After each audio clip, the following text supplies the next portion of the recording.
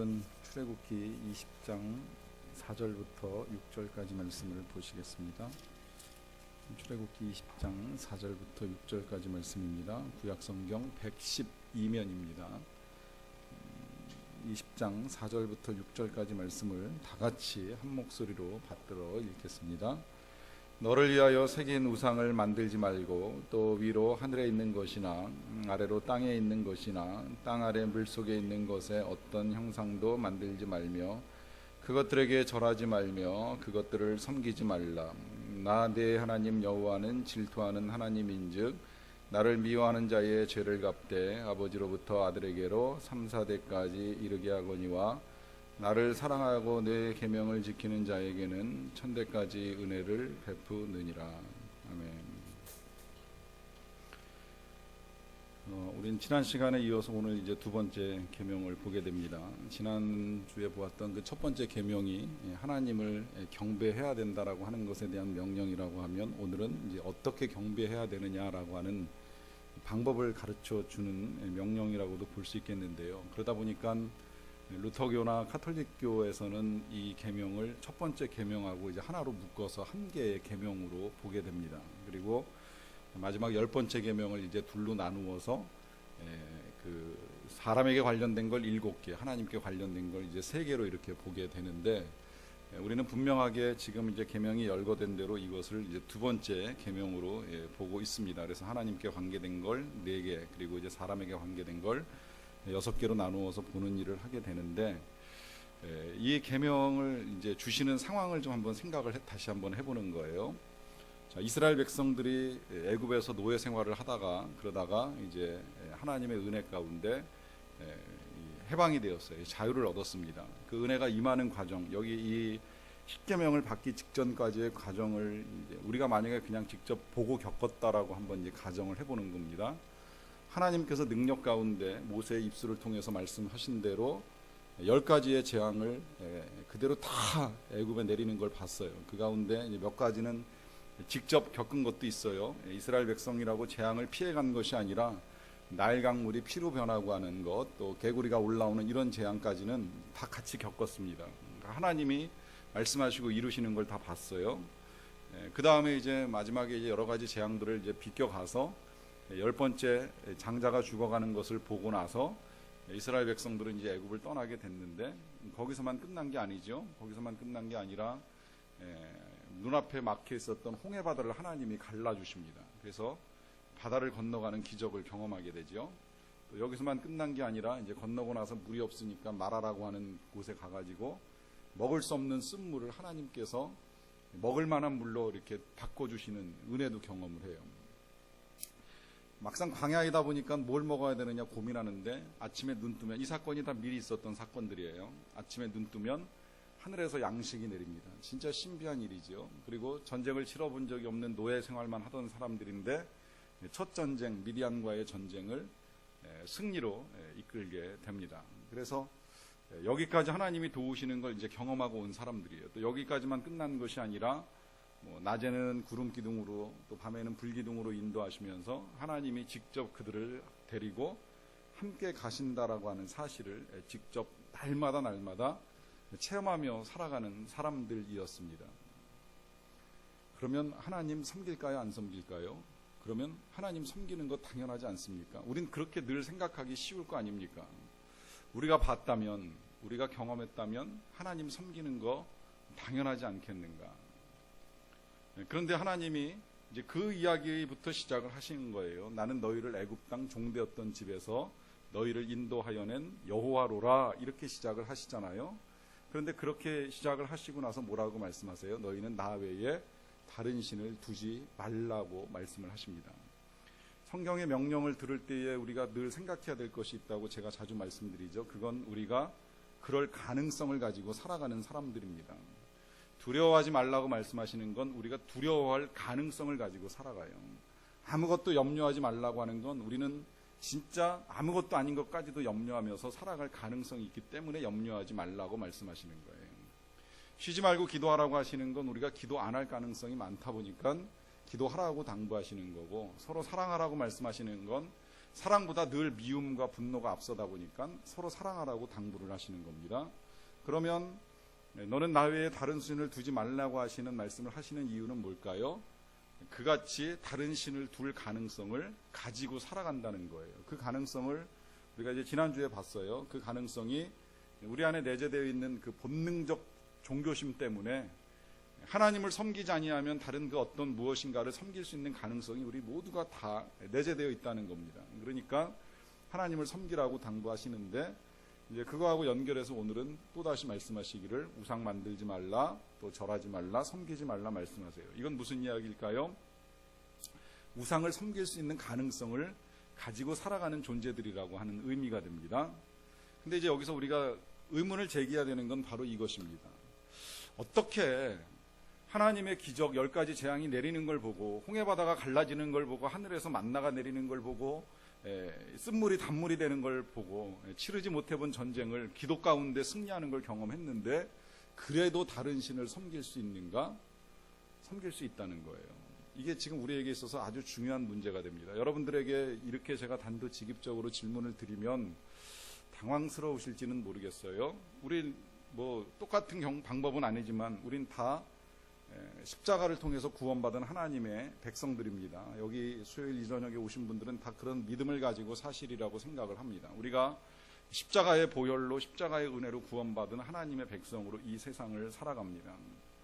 그러면 정말 우리는 오직 하나님만 섬기는가? 하나님 외에 다른 그 어떤 것도 정말 세상에 다 소용없고 필요 없고 그래서 하나님이 달라고만 하시면 뭐든지 정말 다 내놓을 수 있는가? 내 시간, 내 재물, 내 목숨, 내 명예, 내가 가진 모든 것, 심지어 내 자녀들까지라도 다 이거 하나님 것이니까 언제든 가져가십시오. 내 자녀를 만약에 하나님께서 아브라함처럼 바치라고 하시면 그 자녀라도 갖다가 제단 위에서 하나님께 올려놓고 드리겠습니다. 자신 있게 말하실 수 있겠느냐라고 하는 질문을 제가 드려보는 거예요. 전 솔직히 자신이 없어요. 늘 물론 저도 자주 질문을 합니다. 내 자신한테 욕심내는 건 없는지, 여기 열거되어 있는 것들을 저도 정리하면서 내가 하나님보다 더 사랑하는 것은 없는지, 내 안에 욕심내고 있는 것은 없는지 끊임없이 질문을 하지만 정말 둘 중에 하나를 선택하라고 하면 생각보다 쉬운 일은 아니라고 하는 거예요. 제가 종종 제가 썼던 책에서도 그런 이제 그 도전을 했던 적이 있습니다만 종종 도전하는 것 중에 한 가지가 그것이잖아요. 예배를 빠지면 돈을 주겠다. 한 1억 정도? 뭐 1억 아니라 지금 요새 사람들 같으면 한 뭐 1,000만 원, 한 100만 원만 줘도 예배 한 번 빼먹고 그냥 뭐 돈 받는 쪽을 선택할 가능성이 무지하게 큰 시대를 살아가고 있다면 이건 하나님과 재물 중에 누구를 더 우리가 섬기고 있느냐에 대한 답이 이제 분명하게 나오는 거예요.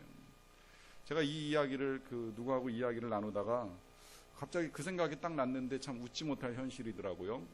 교회가 이 목회자를 청빙하는데 저는 감사하게도 물론 이제 절차는 행정적으로 청빙 절차를 밟았습니다만은 뭐 교회가 이렇게 이제 뭐 당회나 혹은 뭐 재직회에서 심의해가지고서 청빙되는 과정을 이제 겪지 않았기 때문에 좀 경우가 다릅니다만 우리 친구들 중에는 이제 청빙을 이제 받기 위해서 청빙을 받은 친구도 있고 또 뭐 청빙을 받기 위해서 이렇게 준비하는 친구들도 있는데 들으면서 참 안타까운 현실 중에 하나가 그거예요. 이 조건이 다 좋은데 여러 가지가 이제 소위 말하는 목회자로서의 스펙이 굉장히 좋은데 딱 한 가지 걸리는 게 있다는 겁니다. 뭐가 걸리냐면 아이가 4명이라는 게 걸린다는 거예요. 여러분이 아이가 4명이라는 게 왜 걸리는지 아세요?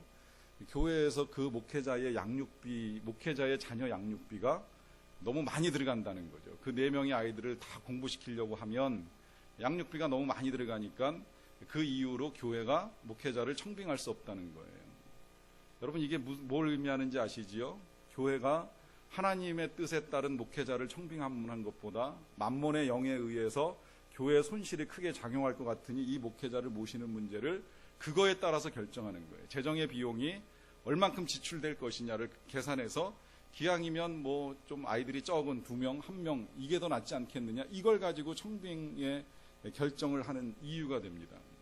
이런 교회가 하나님을 섬긴다, 하나님보다 재물을 섬기지 않는다라고 감히 말할 수 있는 근거가 있겠느냐라고 하는 거예요.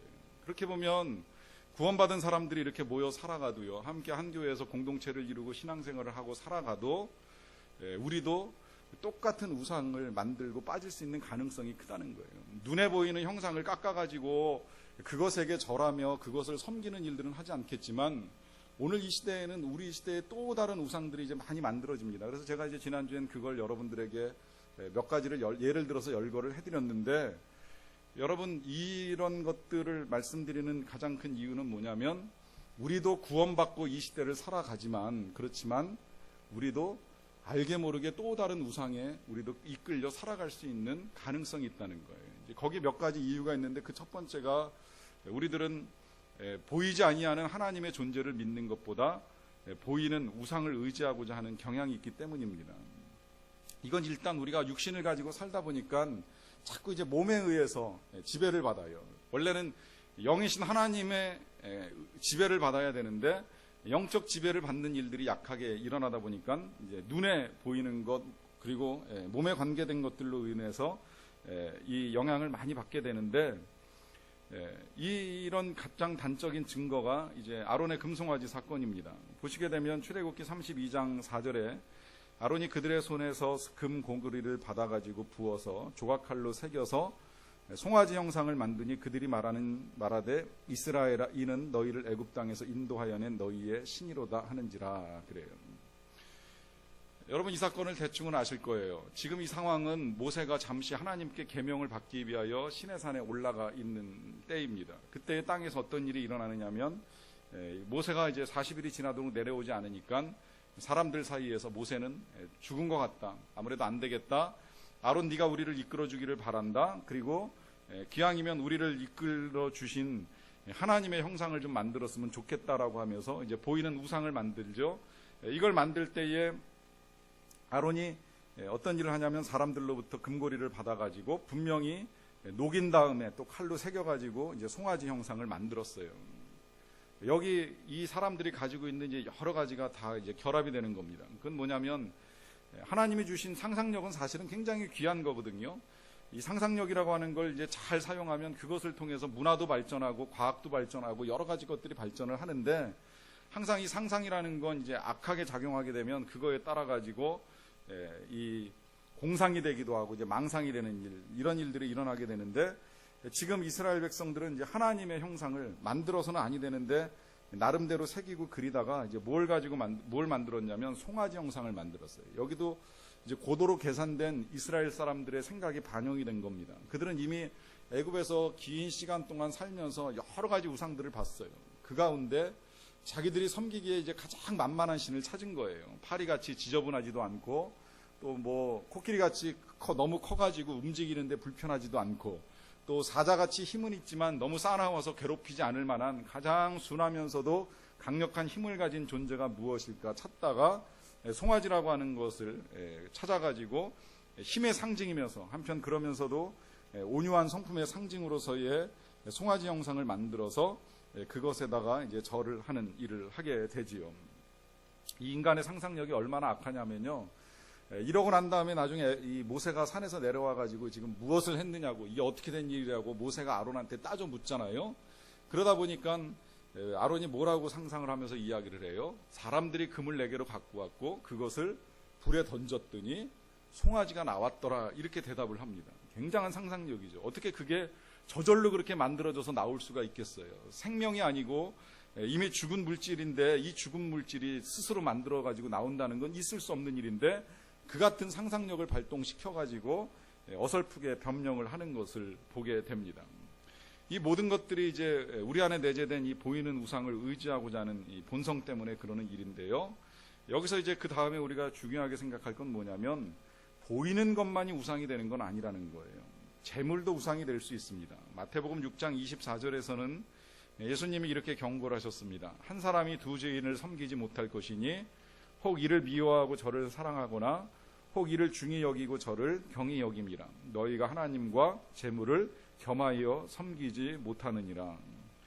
종종 제가 말씀을 드렸기 때문에 새롭게 정리를 하진 않겠습니다만 분명히 말씀하고 계시는 건 하나님과 이 재물, 소위 말하는 이 만몬이라고 하는 건 우리가 동시에 섬길 수는 없는 것이라는 거예요. 반드시 하나를 사랑하면 하나를 미워하게 되어 있습니다. 그런데 아마 나는 하나님도 사랑하지만 돈도 좋다 이렇게 생각하시는 분도 계실지 모르겠는데, 그것 자체가 벌써 하나님께서 미워하시는 일이 될 수 있습니다. 왜냐하면 이제 그건 조금 있다가 우리가 점검하는 질문 속에서 제가 다시 한번 정리를 해드릴 텐데, 분명한 건 한 사람, 우리가 이 둘 중에 하나를 섬길 수는 없다는 거예요. 오늘은 이걸 조금 표현을 바꿔서만 말씀드리자면, 재물을 섬기면 하나님을 이용합니다. 반대로 하나님을 섬기면 재물을 이용하게 되어 있습니다. 둘 중에 한 가지입니다. 내가 내 재물이 필요하기 때문에 하나님을 이용해서 그것을 달라고 하든지, 아니면 하나님을 섬기기 위해서 하나님께서 나에게 주신 재물을 이용해서 나의 사랑을 하나님께 드러내든지, 우리는 둘 중에 한 가지로 섬길 수밖에 없다라고 하는 것입니다. 그 다음에 이제 세 번째로 나타나는 건 이제 빌립보서 3장 19절을 보시게 되면, 그들의 마침은 멸망이요 그들의 신은 배요 그 영광은 그들의 부끄러움에 있고 땅의 일을 생각한다라고 말씀을 합니다. 여기서 신이 배라고 표현이 되어 있어요. 무슨 신이 배일까요? 여기서 신이 배라고 표현하는 것은 이제 이 배는 우리의 복부를 이야기하는 겁니다. 우리의 위. 그러니까 뭐가 우상이 되느냐라고 하면 음식도 우상이 될 수 있다는 거예요. 음식도. 이게 이제 제가 지난주에 열거했던 쾌락의 신 가운데 이제 음식의 신이 있고, 또 음란의 신이 있고, 여러 가지 이제 오락의 신이 있고, 이제 그런데 그 가운데 음식이 우상이 됩니다. 왜 음식이 우상이 되느냐? 음식은 물론 우리의 몸을 위해서 하나님께서 주신 선한 것인데요. 모든 선한 것들이 그렇습니다. 모든 선한 것들이 선하게 사용하면 한없이 선한 것이지만, 돈도요, 이게 정말 사람을 도와주고 살려주고 하는데 사용되면 한없이 선한 것인데, 악하게 사용되면 또 한없이 악한 것이 돈 아닙니까? 도박하는 데 사용되고, 포르노를 보는 데 사용되고, 음란한 일을 하는 데 사용되는 돈이 악한 것처럼 음식도 똑같다는 거예요. 음식이 악할 수 있느냐 의문을 가지는 사람들이 계실지 모르겠지만, 특히 미국 같은 나라에서는 음식을 신처럼 섬기는 사람들이 지금 계속 늘어나서 국가적인 문제가 되고 있어요. 뭐냐면 이걸 가지고 스트레스를 푸는 거예요. 먹어서 스트레스 푸는 사람들이 점점 늘어납니다. 그리고 돈을 안 벌어요. 일을 못하니까 나라에서 주는 구호금 가지고 매일같이 햄버거 샌드위치만 사다 먹으면서 몸 관리를 안 해가지고 엉망이 되니까 병들고, 이 병든 사람들도 치료하려니까 나라에서 돈은 갈수록 더 늘어나게 되고, 그러다 보니까 복지 비용이 증가가 돼가지고 이제 큰 문제가 되는 거죠. 사람들이 먹는 걸 통해서 위로를 받고 먹는 걸 통해서 위안을 얻으려고 하는 이 모든 것들이 우상이 될 수 있다는 거예요. 그런데 여기서 음식만이 아니라는 거죠. 이제 좀 더 여기서 좀 발전시키면, 내가 하나님 아닌 다른 어떤 거에 의해 가지고 찾는 그 모든 위로나 위안들은 다 우상입니다. 여러분, 하나님의 백성들은요, 하나님의 백성들이 아니라 모든 사람들은 하나님으로부터 위로와 위안을 얻지 아니하면 절대 그 무엇으로도 위로를 받을 수 없게 되어 있어요. 그건 앞서 말씀드린 것처럼 하나님이 만들어 놓으신 우리 영혼의 상태이기 때문에 절대 어떤 것으로도 채울 수가 없습니다. 오히려 거꾸로 이런 현상이 나타나요. 먹으면 먹을수록 더 목마릅니다. 더 갈증이 심해집니다. 마치 바닷물로 갈증을 채우려고 하는 것처럼 먹어도 소용없는 물을 먹게 된다는 거죠. 음식을 먹던 그 어떤 쾌락과 오락을 쫓아가던 결국은 그것으로 우리의 위로가 될 수는 없다라고 하는 것입니다. 그런 면에서 음식이나 쾌락, 오락 이런 모든 것들이 다 우상이 될 수 있다라고 하는 것이고요. 자, 그 다음에 이제 또 하나 그 우상이 되는 것이 탐심입니다. 에베소서 5장 5절에서 이렇게 우리에게 가르쳐 줍니다. 너희가 정녕 이것을 알거니와 음행하는 자나 더러운 자나 탐하는 자 곧 우상 숭배자는 다 그리스도와 하나님의 나라에서 기업을 얻지 못할 것이다. 이 탐하는 자는 우상 숭배자라는 거예요. 이걸 골로새서 3장 5절에서는 아주 단적으로 이야기하죠. 그러므로 땅에 있는 지체를 죽이라. 곧 음란과 부정과 사욕과 악한 정욕과 탐심이니 탐심은 곧 우상 숭배니라. 아주 명백하게 말씀을 합니다. 우상 숭배는 다른 것이 아니라 탐심이다. 그러면 이 탐심이라고 하는 이 안에는 형상이 있어요, 없어요? 형상이 없어요. 탐심은 보이지 아니하는 우리의 마음의 상태입니다.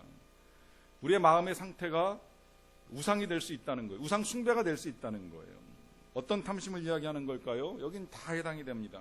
돈을 탐하거나 성공을 탐하거나 직분을 탐하거나 명예를 탐하거나 혹은 뭐 성취하기를 탐하거나 이 모든 것들이 다 우상을 숭배하는 것이 될 수 있다는 거예요.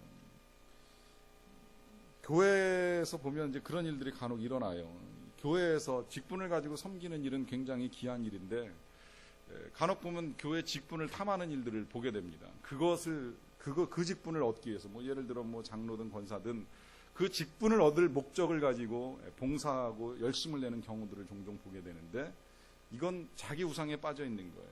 나를 높이고 싶은 이 우상 때문에 결국은 그와 같은 일들을 하게 된다라고 하는 것이지요. 이 모든 것들을 지금 우리 시대에 이제 보이지 아니하는 또 다른 우상으로 분명히 이제 지적하고 계시는 것이라고 볼 수 있습니다. 결국 한마디로 말하면 이 우상이라고 하는 것이 뭐냐면 수단이 목적으로 변질되는 것을 말합니다. 수단이 목적으로 변질되는 것. 열왕기하 18장 4절 말씀을 보시게 되면 그가 이 히스기야 왕인데요. 히스기야 왕이 여러 산당들을 제거하며 주상을 깨뜨리며 아세라 목상을 찍으며 모세가 만들었던 놋뱀을 이스라엘 자손이 이때까지 향하여 분향함으로 그것을 부수고 느흐수단이라 일컬었더라. 이게 무슨 이야기냐면 그 과거에 이제 광야를 지나갈 때 이스라엘 백성들이 범죄해 가지고 연병에 걸리는 일이 있었잖아요. 많은 사람들이 연병으로 죽어갑니다. 그때 하나님이 모세를 통해서 치료하는 방법을 내셨죠. 그 방법이 뭐예요? 구리뱀을 만들어요. 그러니까 놋으로 뱀을 만들어 가지고 장대 높은 끝에다가 달아 가지고 그것을 쳐다보면 살고 안 쳐다보면 죽게 될 것이라고 말씀하셨어요. 이때도 놀라운 일이 일어나요. 쳐다보면 사는데 쳐다보는 사람도 있지만 안 쳐다보는 사람도 생각보다 많았어요. 마치 지금도 십자가를 보면 구원을 받는데 이 십자가를 쳐다보지 않고 거절하는 사람이 많은 것처럼 이 당시에도 끝까지 병들어 죽어가는 과정 중에 놋뱀을 쳐다보지 않고 죽어가는 사람들이 없지 않았어요. 반면에 또 놋뱀을 바라보고 다시 살아나게 된 사람들도 많거든요. 그런데 그 다음에가 이제 문제예요. 놋뱀 보고 살아난 사람들이 있다 보니까 그 이후에도 계속해서 사람들이 이 놋뱀을 걸어놓고서 그 놋뱀을 경배하는 거예요. 저 뱀이 우리를 치료해 줄 것이다. 아프면 찾아 나와가지고 놋뱀한테 절하고 놋뱀한테 기도합니다. 여러분들이 개신교가요, 십자가 위에 다른 어떤 성상을 만들어 놓지 않는 이유가 있죠. 그건 처음부터 그랬던 건 아니에요. 처음에 교회가 생기고 이제 교회가 핍박을 받았지만 로마가 국교로 인정을 하고 난 다음에 교회가 지상으로 올라왔어요. 지상으로 올라오면서 어떤 일들이 일어났었냐면 사람들에게 복음을 전하기는 전해야 되겠는데 이게 성경책이 넉넉하지 않습니다. 지금같이 인쇄술이 없었으니까요. 성경책이 넉넉하지 않다 보니까 다 필사해가지고 이제 성경을 써서 전달을 하는데 그것도 충분하지 않았어요. 종이도 넉넉하지 않았고요. 그러니까 어떻게 성경 말씀을 전하냐면 교회라는 건물이 세워지기만 하면 교회 벽에다가 그림을 그리는 거예요. 성경에 있는 그림을 계속 그려넣기 시작을 합니다. 왜냐하면 그래야지만 사람들이 왔을 때 그 그림을 가지고 설명해 나가는 일들을 하는 거거든요. 그리고 이제 그림이 좀 발전하면서 그 다음에 이제 하는 일이 뭐였냐면 이제 조각을 가지고 만들어 가지고 전달하는 일을 한 거예요. 성경을 가지고 직접 전하는 게 힘들었던 건 책도 많지 않았지만 처음에 쓰여진 성경이 헬라어로 쓰여지고 그 다음에 이제 라틴어로 쓰여졌는데 라틴어를 사용하지 아니하는 지역에서는 라틴어 성경을 볼 수가 없다 보니까 심지어는 이 사제들, 신부들조차도 성경을 읽지도 못하고 제대로 전하지 못하는 일들이 일어나다 보니까 이제 전달하는 방법으로 많이 사용한 게 이제 그림하고 성상들이었어요. 그런데 문제는 뭐냐면 사람들이 이제 그것을 가지고 성경 공부를 하고 말씀을 듣는 것까지는 좋았는데 예배 전이나 예배 후에 교회를 오면 성상을 보고 절을 합니다. 제가 책을 보다가 되게 놀랐어요. 제가 영락교에서 사역을 2년을 할 동안에 한 번도 본 적은 없는데 어떤 분 책에서는 영락교에서 이렇게 사역을 하시는데 그분은 지금 이제 그분 섬기는 교회는 십자가가 없다 그러더라고요. 우리나라에 지금 이 십자가를 교회 예배당 안에 이제 걸지 않는 교회들이 점점 늘어나고 있는데 부정적으로만 볼 건 아니에요. 근데 그분은 이제 그 섬기시는 교회에 십자가를 두지 않는 이유를 영락교에서 경험하신 일 때문에 이제 밝히고 계시더라고요. 그건 뭐냐면 영락교에서 예배를 다 드리고 나서 이제 끝나고 가려고 하는데 다 끝나고 나니까 권사님 한 분이 예배당 앞자리로 오셔가지고는 십자가 앞에서 이렇게 손을 비비면서 계속 절을 하고 계시더라는 거예요. 그거 보면서 이제 되게 답답하셨다는 거죠. 십자가가 하나님이 아닌데, 여러분 십자가는 진짜 하나님이 아닙니다. 십자가는 예수님도 아니에요. 십자가는 예수님이 달렸던 형틀이지 절대 예수님이 아닙니다. 십자가는 하나님도 아니고요. 이건 예수님의 고난을 기억하자고 달아놓은 것이고 이 고난 가운데 우리가 구원받았다는 걸 기억하자는 것이고 우리가 날마다 이 십자가에서 죽은 사람이라는 걸 확인하기 위하여 달아놓는 것이지 절대 하나님이 아니에요. 그런데 지금도 뭐 이거 가리면 큰일 나는 줄 알고 이렇게 하시는 분들 계셔서 제가 본당 그 십자가가 스크린이 가린다는 것 때문에 또 혹시라도 시험 들 사람이 계실까봐 이제 본당 앞에 이 강대상에다가 십자가가 하나 달려 있어요. 조그맣게.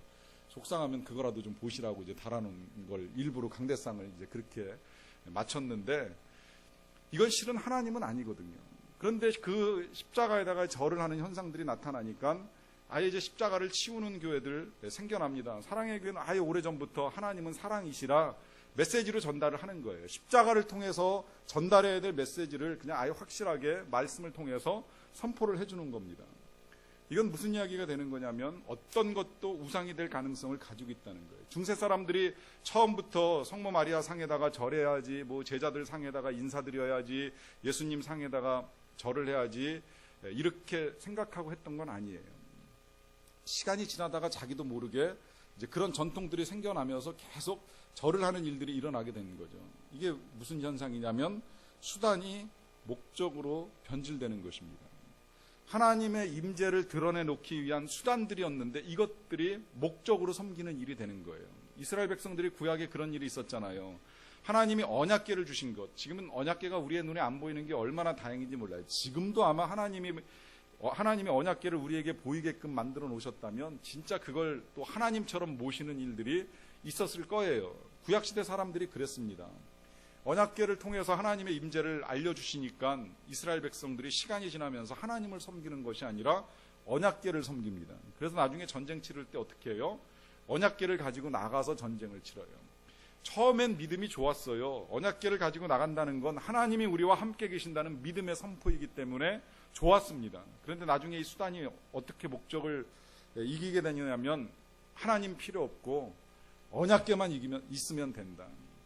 하나님을 섬기는 일은 없고 그냥 언약궤만 가지고 나가서 전쟁을 치러보자 그러죠. 그러다 어떻게 돼요? 언약궤를 뺏깁니다. 블레셋한테 뺏겨요. 하나님이 뺏기도록 두시는 거죠. 언약궤가 하나님이 아니신 걸 가르쳐 주시는 거예요. 근데 물론 그 이후에도 재미난 일이 하나 벌어져요. 그렇게 해가지고 블레셋 사람들이 언약궤를 가져다가 이제 다곤의 산당에다가, 다곤이라는 신전에다가 갖다 놓았는데 하나님께서 그 밤에 다곤에 있는 우상들을 다 부셔버리신 거예요. 그런데 이 블레셋 사람들도 어떻게 생각하냐면 언약궤가 이 신당의 신들을 다 부셨다라고 생각을 하면서 그 언약궤를 다시 이스라엘에 돌려보내는 일을 하게 됩니다. 이 모든 것들이 다 수단이 목적으로 변질되는 현상입니다. 이걸 여러분 이제 우리의 삶에 잘 적용을 하셔야 돼요. 우리가 예를 들어서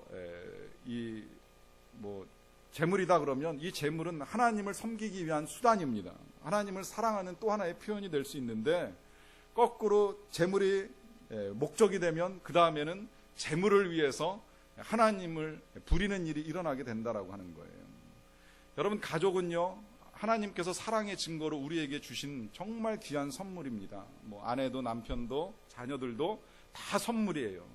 그런데 이 선물로 주신 자녀들을 가족들을 너무 귀하게 여겨가지고 그 자녀들을 받들어 모시느라고 하나님을 섬기는 걸 소홀히 한다면 이 또한 수단과 목적이 뒤집혀 버린 거라는 거예요.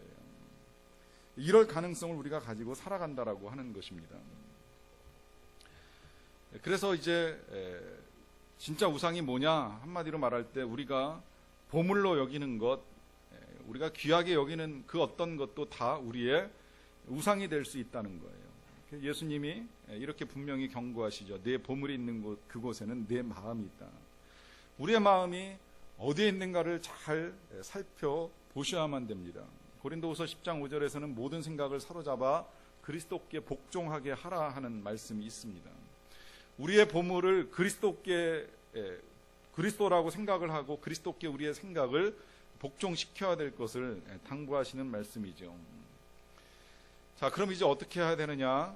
어떤 것들이 우상인가 하는 걸 우리가 이제 보았으니까 이제 어떻게 해야 되느냐라고 하는 답을 좀 찾아 나가겠는데요. 제일 먼저 하나님께서는 우상을 만들지도 말고 또 우상에게 절하지도 말고 또 섬기지도 말 것을 당부하십니다. 뭐라고 말씀하시냐면 오늘 읽은 말씀 출애굽기 20장 4절부터 5절까지 말씀에 너를 위하여 새긴 우상을 만들지 말고 또 위로 하늘에 있는 것이나 아래로 땅에 있는 것이나 땅 아래 물속에 있는 것에 어떤 형상도 만들지 말고 그것들에게 절하지 말며 그것들을 섬기지 말라고 당부를 합니다. 자, 이건 분명히 이제 우리가 이럴 만한 가능성을 가지고 있는 것이라고 말씀을 드렸는데, 절대 만들지도 말고 섬기지도 말고 절하지 말라 그래요. 이유가 있습니다. 이유는 뭐냐면 우리 인간의 자존감을 파괴시킨다는 거예요. 우상을 만들고 섬기는 행위가. 일단 이것만 놓고 그냥 그대로 보겠습니다. 우상을 만드는 것 잘못하면이 아니라 항상 그렇죠. 우상은 우리 인간의 질을 떨어뜨려요. 여러분, 우리가요, 하나님은 아니지만 그래도 하나님의 형상대로 지음받은 존재입니다.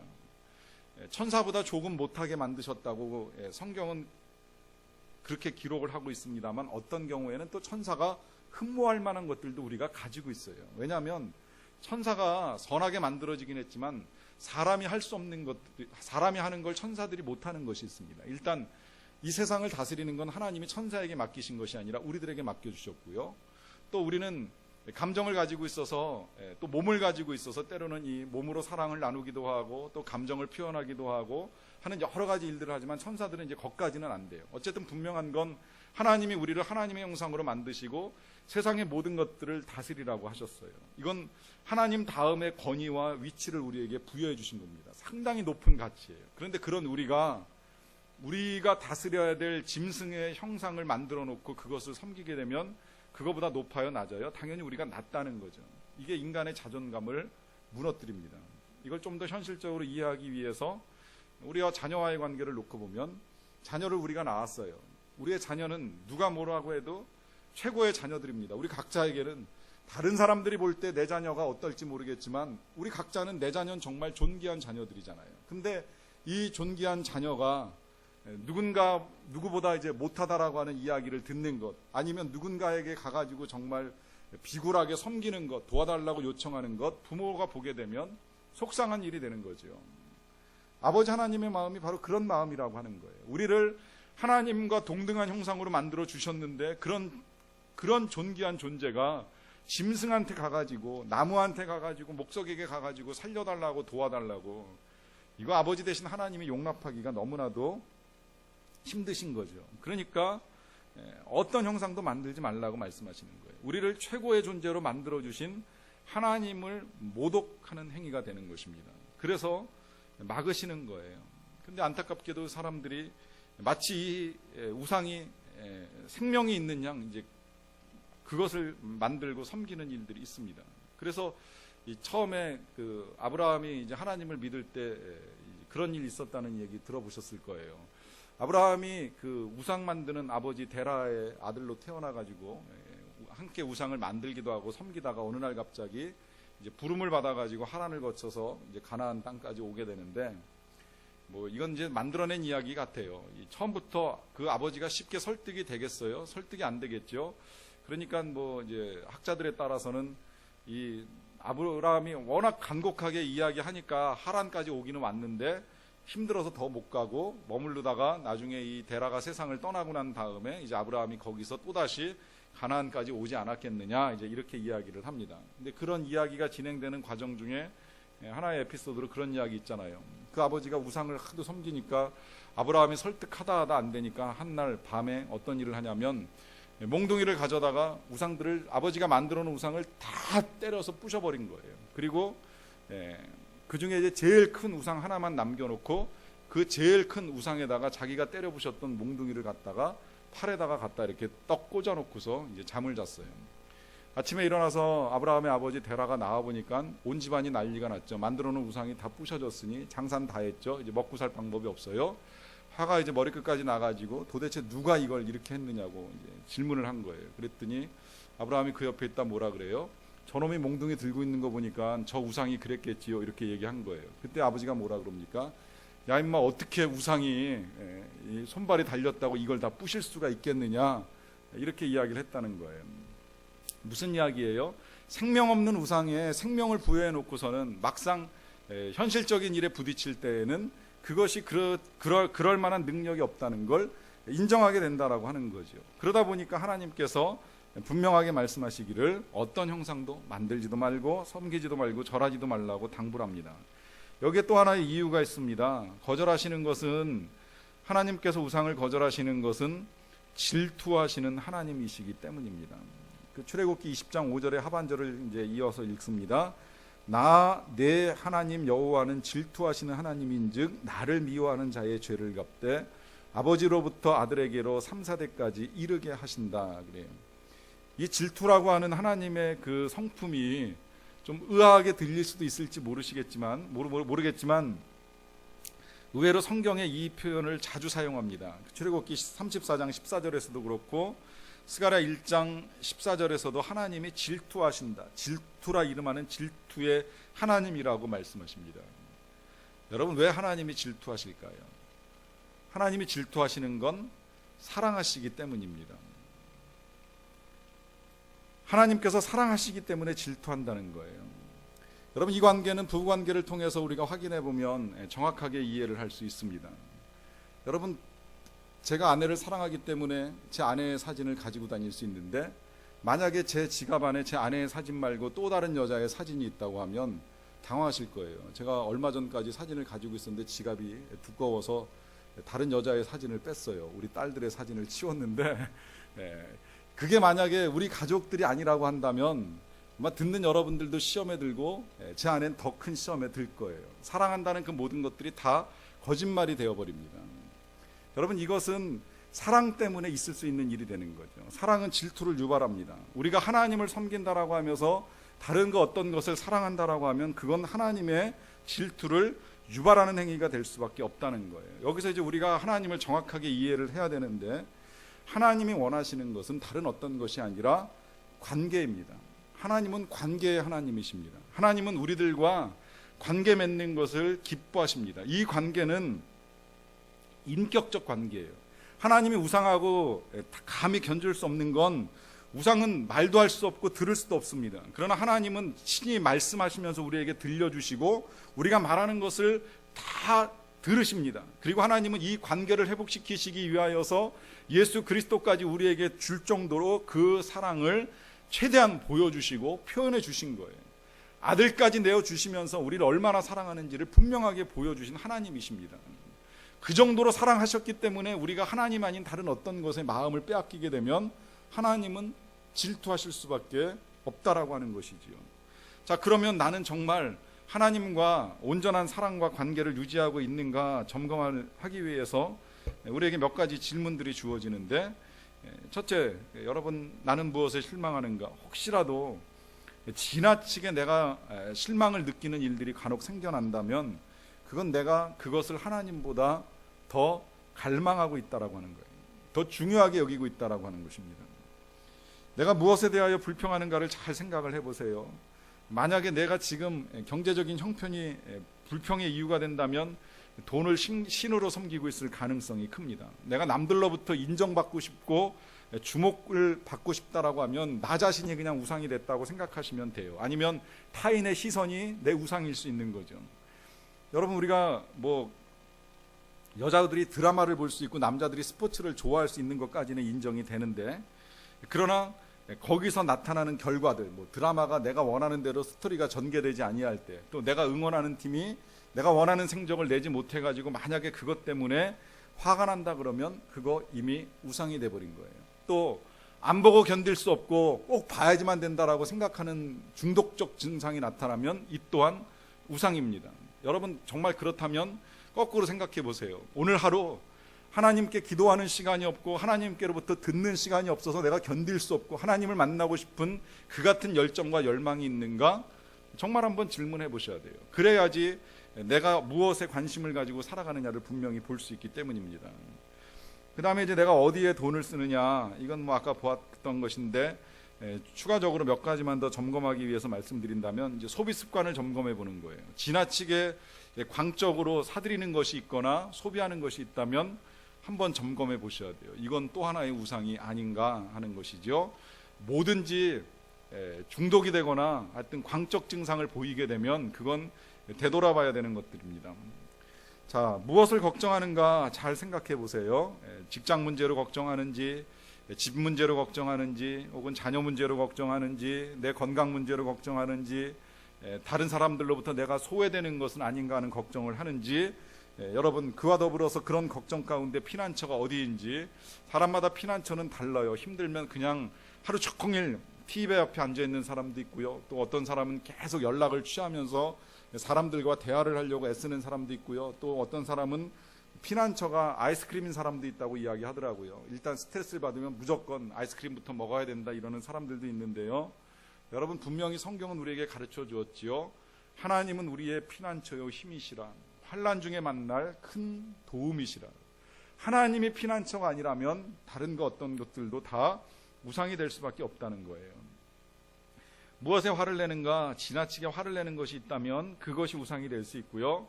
또 무엇을 꿈꾸는가, 내가 소망하는 것, 내가 열망하는 것, 그것에 대한 동기가 하나님을 사랑하는 것이 아니라면 그 또한 우상이 될 수 있다는 겁니다.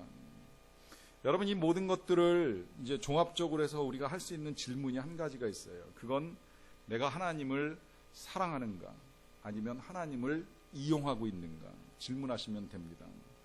마지막 결론으로 그래서 4번에 하나님이 원하시는 걸 우리에게 이렇게 말씀하십니다. 출애굽기 20장 6절의 말씀인데요. 나를 사랑하고 내 계명을 지키는 자에게는 천대까지 은혜를 베푸느니라. 하나님께서는 우리가 하나님을 사랑하기 원하시며 이 일에 하나님께서 은혜를 베풀어 주실 것을 약속을 합니다. 그 약속이 천대까지라고 말씀을 하세요. 앞서 우리가 하나님을 제대로 섬기지 아니하면 하나님을 미워하는 자의 죄를 갚는데 3, 4대까지 이르게 하신다고 말씀하십니다. 이거는 일단 뭐 길이로 봤을 때에 하나님께서 갚으시는 죄값은 짧고 은혜는 길다 이렇게 보셔도 틀리진 않고요. 근데 여기서 우리가 더 이제 눈여겨봐야 될 건 뭐냐면 3, 4대, 왜 이 죄를 3, 4대 갚느냐라고 하는 건 내가 우상을 섬긴 게 내 자녀들에게도 영향을 미치느냐? 미칩니다. 그건 부모의 신앙을 자녀들이 보고 배우기 때문입니다. 우리가 하나님을 잘 섬기면 자녀들도 하나님을 잘 섬겨서 복을 받을 터인데 내가 하나님을 제대로 못 섬기면 자녀들도 똑같이 그렇게 살 수밖에 없으니까 자연히 그 자체가 자녀들에겐 벌이 되고 화가 될 수밖에 없다는 거예요. 반면에 우리가 정말 하나님을 사랑하고 하나님의 계명을 잘 지키고 말씀대로 살려고 하면 자녀들도 복을 받아서 대를 이어 은혜를 누릴 수 있게 됩니다. 뿐만 아니라 이 천대까지 은혜를 베푼다라고 하는 이 말씀은 하나님의 은혜가 영원토록 우리에게 임하시겠다라고 하는 그 사랑의 무궁함을 말씀하시는 거예요.